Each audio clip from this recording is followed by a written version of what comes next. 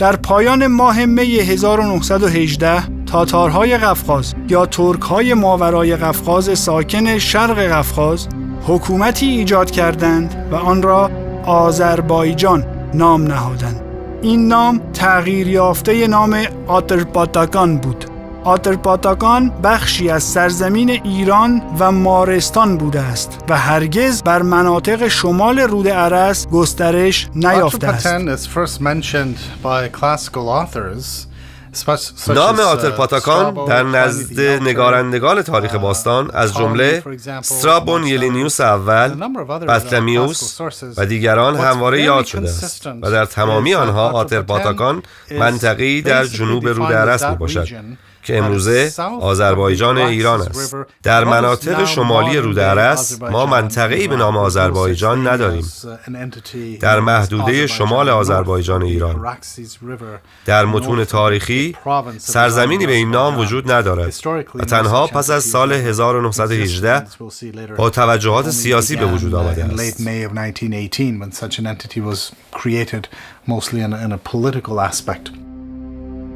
حتی در نوشته‌های عباس قلی آقا بیکخانوف، پدر تاریخ آذربایجان که در قرن 19 میلادی نوشته شده است، از مناطق شمالی رود ارس به نام آذربایجان یاد نشده.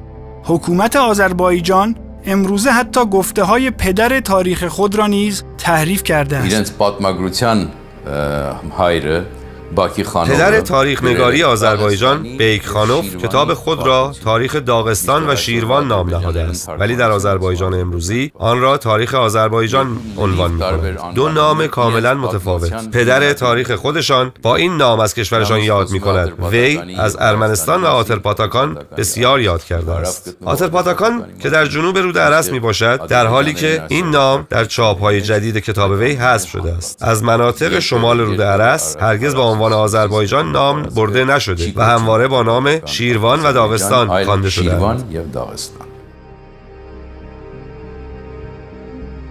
ژنرال معروف جنگ‌های داخلی و فرمانده ارشد نیروهای روس آنتونی دنیکین در خاطرات خود می‌نویسد: در جمهوری آذربایجان همه چیز مصنوعی بود، غیر واقعی. نام آن برگرفته از نام ولایتی در ایران است. منطقه‌ای مصنوع که شامل سرزمین زاکاتاران لزگی‌ها، مناطق ایالات ارمنی و تاتارنشین الیزابتپول و باکو، به علاوه منطقه روسی مغان تحت لوای سیاستی ترکی در قفقاز به منظور اجرای اهداف پانترکیستی. دولتی مصنوعی. نامگذاری بومی ساکنین این منطقه به عنوان آذربایجانی بی اساستر می باشد. تا سال 1936 از آنها به عنوان تاتارهای قفقاز و یا ترکهای قفقاز یاد می شد. آنها در سرشماری سال 1926 اتحاد جماهیر شوروی سابق با همین عنوان شناخته و ثبت شدند.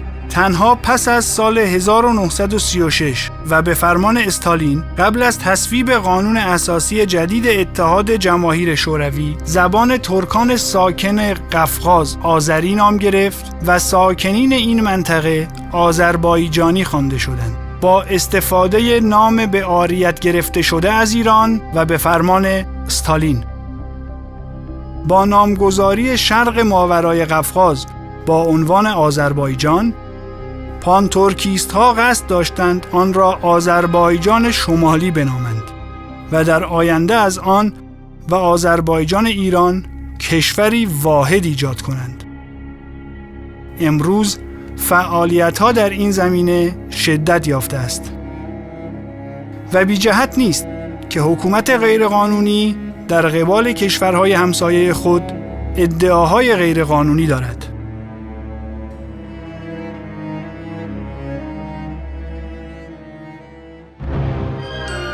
در سال 1968 در ایروان جشن 2750مین سالگرد بنای پایتخت برگزار شد که تبدیل به سنتی شده و همه ساله در ماه اکتبر ارامنه جشن پایتخت خود را برگزار می کنند. برای ادامه تحریف تاریخ ایروان در شهر باکو در سال 2011 مراسم 500مین سال قلعه ایروان با حمایت و حضور رئیس جمهور آذربایجان ایلهام علیوف برگزار شد. آنها مدعی هستند که شهر ایروان در قرن 16 میلادی توسط روان قلی خان بنا شده است و نام شهر نیز از نام وی انتخاب گردیده. البته کمال بی‌درایتی است که چنین ادعایی را مطرح می‌کنند، زیرا پیش از قرن 16 میلادی بارها نام قلعه ایروان در تاریخ آمده است. به یاد آوریم که در قرن 7 میلادی قلعه ایروان در مقابل حمله اعراب مقاومت کرد و تسخیر نشد. در سال 1387 با ارتش تیمور لنگ جنگید و بالاخره چگونه امکان دارد ایروان توسط روان قلی خان در قرن 16 میلادی بنا شده باشد، در حالی که 2 قرن پیش از آن در اوایل قرن 14 میلادی حکمرانان مغول ابوسعید و انوشیروان پادشاه ساسانی با عنوان کردن نام شهر ایروان سکه ضرب کردند. تحریفات دولتی آذربایجان فقط در سطح تحریف تاریخ پایتخت ایروان بسنده نمی کند، بلکه به کل تاریخ ارامنه گسترش می یابد. در سال 1990 رئیس جمهور سابق آذربایجان حیدر علیوف، پدر رئیس جمهور فعلی آذربایجان، به تاریخدانان آذربایجان دستور داد تاریخ منطقه را طوری بازنویسی کنند که به نفع آذربایجان تغییر کند. تحریف تاریخ در آذربایجان تبدیل به تعهدی دولتی شده است. در آذربایجان دوران شوروی مکتبی قوی وجود داشت، ولی متاسفانه همکنون تحت فشار است. آن کسانی که چیزی برای گفتن دارند تحت فشار و ارعاب قرار دارند و جرأت سخن گفتن ندارند. فشارها از سوی کسانی است که با توجهات سیاسی منسوب شده‌اند و از امور علمی بسیار دورند. متاسفانه این مصیبتی بزرگ برای دایره علمی جمهوری آذربایجان است.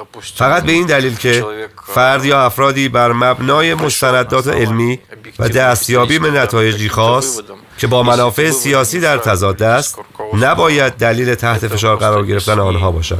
در گذشته علم در خدمت دین بوده و امروزه در خدمت سیاست است. در نتیجه تحریفات دولتی حکومت آذربایجان، نه تنها سرزمین و فرهنگ ارامنه آذربایجانی اعلام می شود، بلکه در فرهنگ و تاریخ اقوام همسایه دیگر هم دخل و تصرف شده است. به عنوان مثال، پادشاهی صفوی ایران حکومتی ترکی اعلام می شود و یا نظامی، ترک و آذربایجانی معرفی می شود. شما میدونید که مثلا نظامی رو که این روزها شنیده شد که اشعار فارسیشو از مقبره نظامی برداشتن، خب این وقتی در زمانی که زنده بود ازش خواستن که یک شعر به زبان ترکی بگه و او این 2 بیت رو پاسخ داد که ترکی صفتی سزای ما نیست، ترکانه سخن بهای ما نیست، آن کو نسب بلند دارد او را سخن بلند باید. یعنی اینکه من نسبم ایرانیه و من باید به فارسی سخن بگم، سزاوار من نیست که با زبان وحشیان تاتار و اینها سخن بگم. یکی از اصلی ترین اصول آذربایجان برای تحریف تاریخ این ادعاست که ارامنه پیش از قرن 15 میلادی وجود نداشتند. برای درک بی اساس بودن این موضوع کافی است نگاهی به نقشه‌های مهم تاریخ بیاندازیم که تدوینگران آنها هیچ یک ارمنی نبودند. هرودوتوسه իր աշխատանքների մեջ նշում է Հայաստանը, նշում է նրա գտնված վայրը. پدر تاریخ نگاری هرودوت بارها در کارهای خود از ارمنستان یاد کرده و مکان آن را سرچشمه رودهای دجله و فرات و مناطق شمالی آن یاد می کند. اما نقشه‌برداران آلمانی و انگلیسی که بر اساس گفته‌های وی نقشه‌هایی را تهیه کرده اند، نام ارمنستان را در مرکز نقشه‌های خود قید نمودند. اراتوستن که در قرن 3 پیش از میلاد میزیست، برای اولین بار محیط زمین را اندازه گرفت و به عدد 40,000 کیلومتر رسید. این اندازه که 2300 سال پیش به دست آمده با داده‌های امروز تنها 2% فرق دارد. وی نیز از ارمنستان در کارهایش یاد می‌کند. همچنین در نقشه‌هایی که بر اساس نوشته‌های وی و دیگر مورخان عهد باستان تهیه شده، نام ارمنستان در مرکز نقشه‌ها قید شده است. می توان به این فهرست نام نقشه‌های قدیمی قرون میانه را نیز اضافه نمود.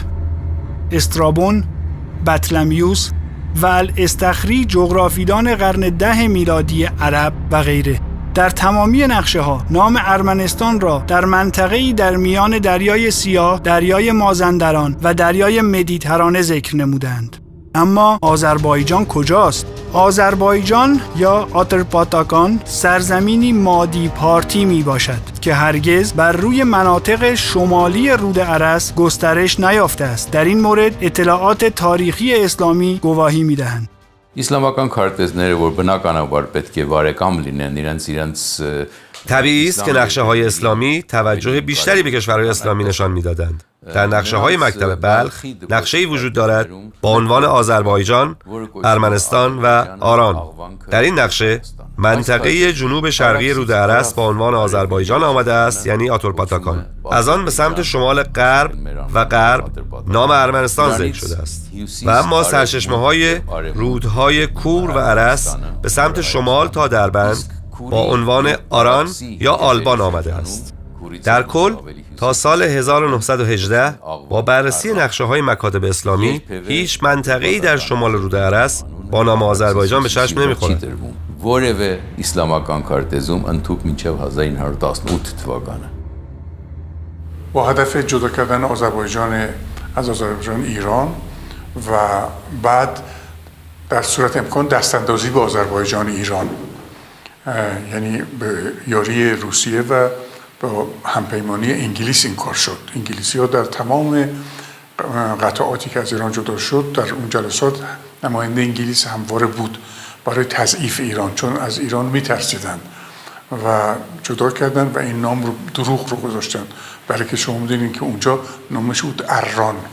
ما در تمام نوشته های باستانی از اونجا به نام اران سراغ داریم. با آذربایجان پایین رود ارس بود و حتی در همین زمانه ما هم کهنسالان آذربایجان این سو هیچ وقت نمیگن اونجا رو آذربایجان، میگن آران. در ادامه تحریف تاریخ آذربایجانی ها در وضعیت بدتری قرار می گیرند. با عنوان کردن این مسئله که کلمه های ارتباطی به ارامنه ندارد، چون ارامنه کشور خود را هایاستان مینامند، هرچند دیگران آنها را بیشتر به نام آرمنیا میشناسند. چند نام برای یک کشور امری مرسوم به حساب می آید. به عنوان مثال گرجی ها کشور خود را ساکارتولی مینامند، در زبان روسی گروزیا گفته می شود. غربی ها این کشور را با نام جورجیا میشناسند و در زبان ارمنی نیز به آن وراستان میگویند. پس عنوان کردن این که ارمنستان و هایاستان کشورهای مجزایی هستند همانقدر خنده‌دار است که بگوییم ساکارتولی، گرجستان، جورجیا، وراستان 5 کشور مجزا هستند. و یا بگوییم که کشور دویچلند که در روسی گرمانیا، در انگلیسی ژرمنی، در فرانسه آلماین، در زبان اسکاندیناوی تیسکلند، در زبان لهستانی نمسین و در فنلاندی ساکسان 7 کشور متفاوت هستند، نه یک کشور واحد به نام آلمان. در اوایل قرن 14 میلادی جنگ‌های عثمانی و ایران منطقه ارمنستان را از سکنه خالی کرد. با سوء استفاده از این حوادث دروغ پردازان آذربایجان اصرار می‌ورزند که تا قرن 17 میلادی ارامنه در این منطقه حضور نداشتند. برای درک کذب بودن این ادعا به یک منبع بی‌طرف مراجعه می‌کنیم. ژان ساردن، جهانگرد معروف فرانسوی، در سال 1673 میلادی، زمانی که ایروان تحت سیطره امپراتوری ایران بوده، در این شهر به سر می‌برده است. وی در آن زمان طرحی از این شهر کشیده و این طرح در نسخه آلمانی کتاب وی نیز آمده است که در زیر آن نوشته است: ایروان پایتخت ارمنستان. تأکید می‌کنم ارمنستان، نه کشور دیگری.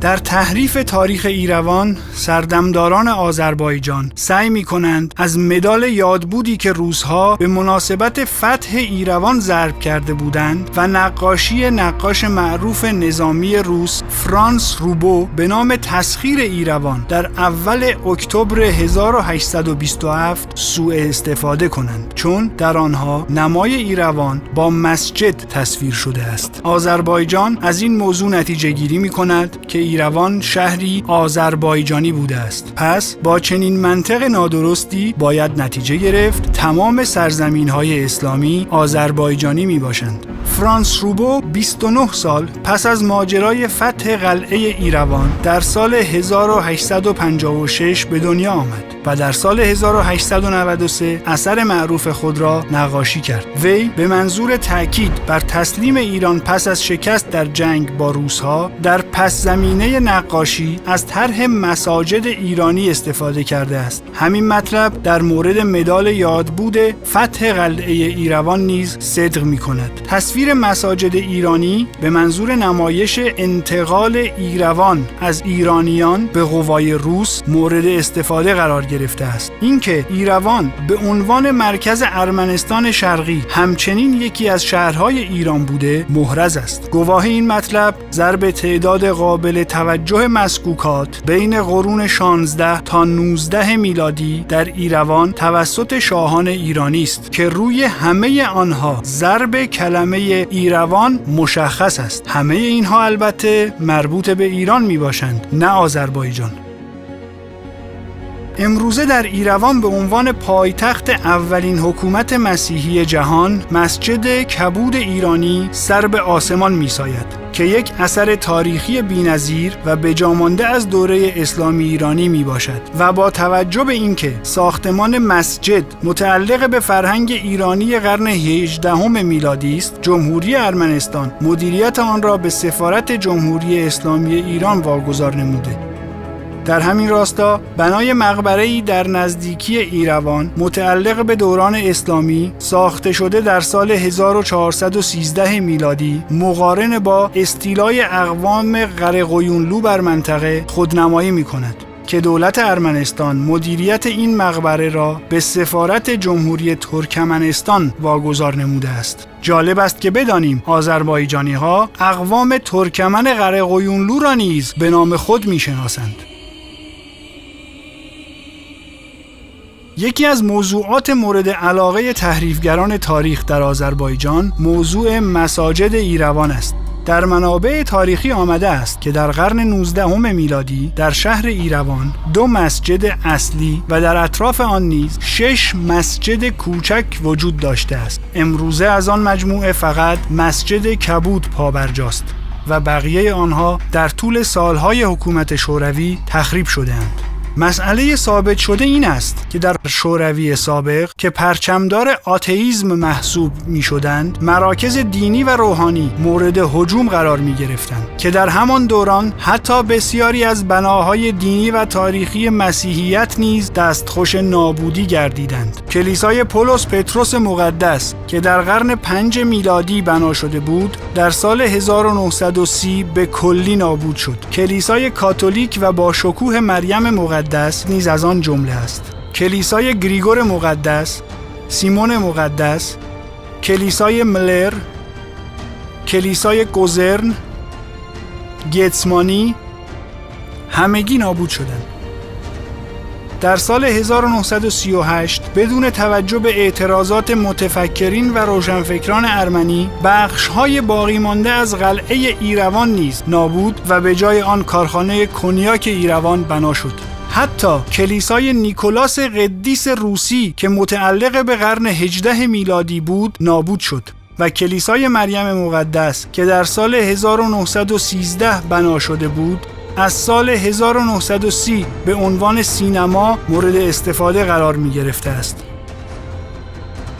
اما در آذربایجان تخریب 6 مسجد کوچک و یک مسجد بزرگ را در دوران تسلط کمونیسم به ارامنه نسبت می‌دهند. باید این سوال را مطرح کرد که مگر همین عمل کرد در آذربایجان دوران کمونیسم اعمال نمی‌شد. به یاد آوریم انفجار مسجد بزرگ بیبی ابیت را در باکو در سال 1936 یا نابودی کلیسای زیبای روسی الکساندر نوفسکی را در باکو. چرا ملت متدین آذربایجان این اماکن مقدس را از شر شوروی حفظ نکردند؟ و بالاخره باید یادآوری کنیم که در دوران بعد از استقلال همین رویه ادامه پیدا کرد و چندین مسجد در آذربایجان از صحنه روزگار محو شد. مسئله‌ای که اعتراض ارباب رسانه آذربایجان و انجمن مسلمانان قفقاز و ترکیه را در پی داشت و حتی در گزارش وزارت امور خارجه آمریکا نیز به آن اشاره شده است.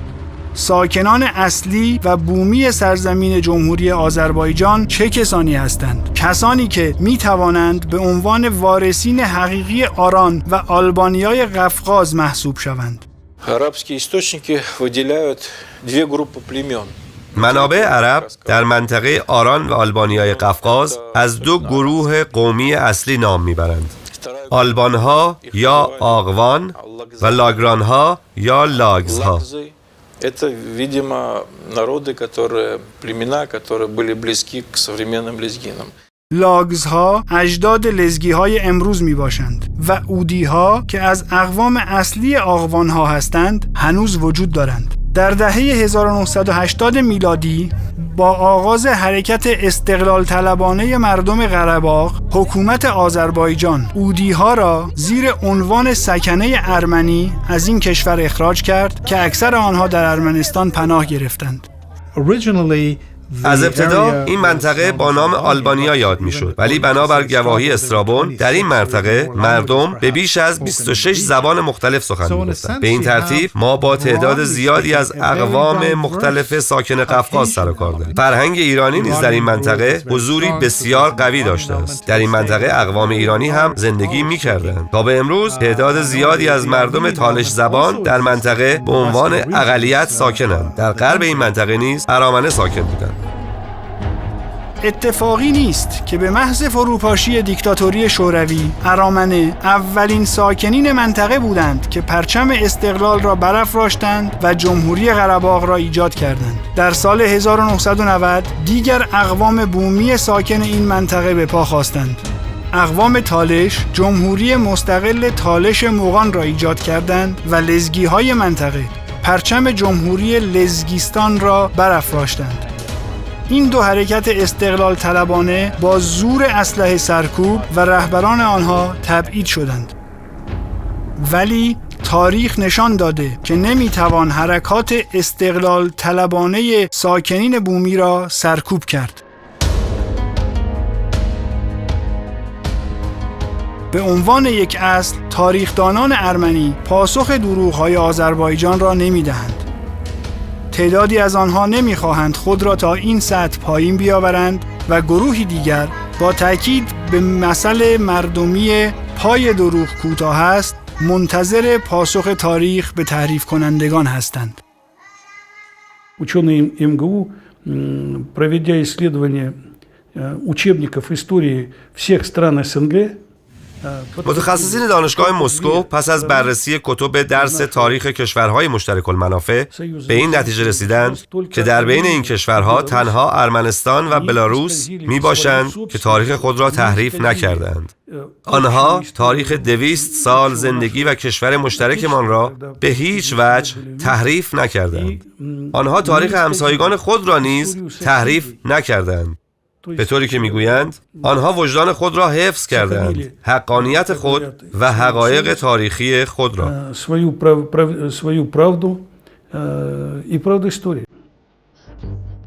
تحریف تاریخ در آذربایجان در سطح دولتی انجام می شود. تشکیلات دولتی از هیچ هزینه‌ای برای ترویج دروغ‌های تاریخی خود دریغ نمی کنند. از همه بدتر آن است که این تحریفات در کتب درسی جا دارند و به این ترتیب ذهن کودکان آذربایجانی را مسموم می کنند.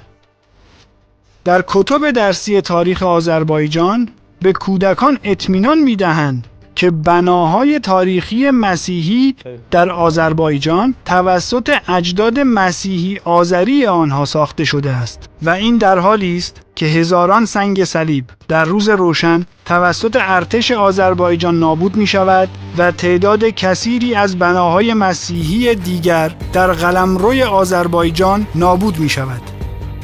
اینجا که می رسیم به یاد سخن آبراهام لینکلن می افتم و میخواهم به دولت مردان آذربایجانی یادآوری کنم که اندکی از مردم را میتوان برای همیشه فریب داد. همه مردم را نیز میتوان برای مدت اندکی فریب داد.